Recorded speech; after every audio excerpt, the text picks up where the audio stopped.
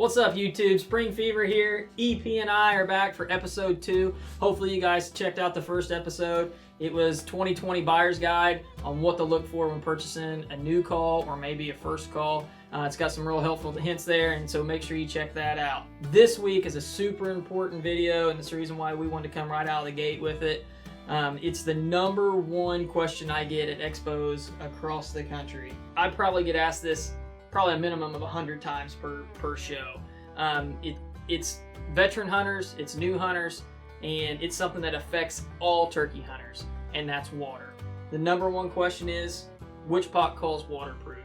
EP? Braden, all pot calls are waterproof. The killer on a wet pot call is the wood striker. Wood striker you take across a wood pot call, or any call, when it's raining, water, or anything like that, it will hydroplane. You don't want hydroplane when you're out there trying to call longbeard in. We prefer, here at Spring Fever, a carbon striker. Yeah, and there's tons of different waterproof strikers out there. We sell acrylic. There's different types of carbons. There's other types that other call makers use.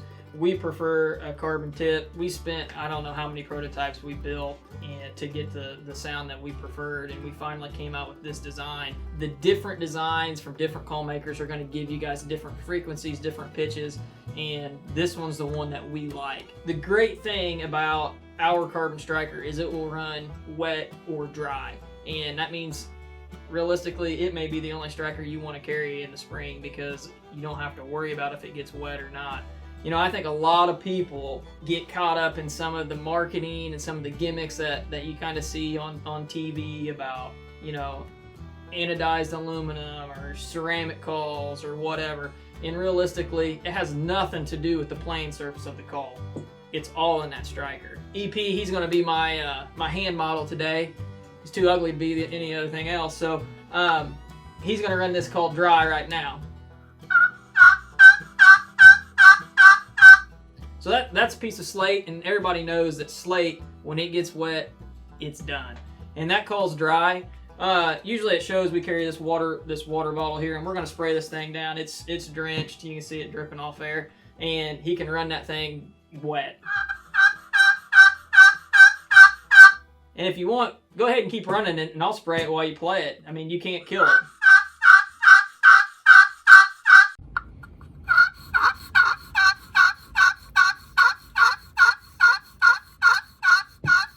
You could set in a downpour rain out there in this spring, and that striker is going to just prevail, and it's going to cut through that water, and you're going to sound just as sweet wet as it is dry.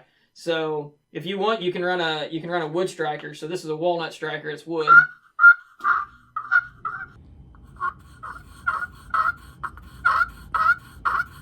So you can see there, it's skipping out. You're losing your tone, and you're definitely losing your pitch. It's getting a lot weaker. So wood strikers are just going to die. So hopefully you guys learned something from this week's video. Like I said, I think it's super important.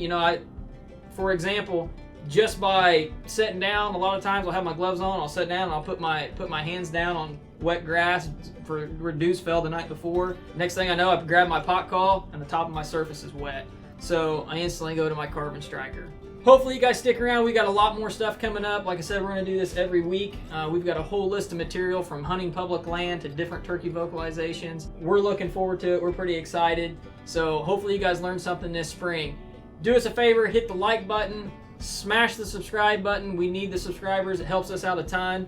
And we're going to be back at you next week. And don't forget, put your next longbeard on speed dial with the Spring Fever custom call. Catch you guys next week. Have a good week. Good luck.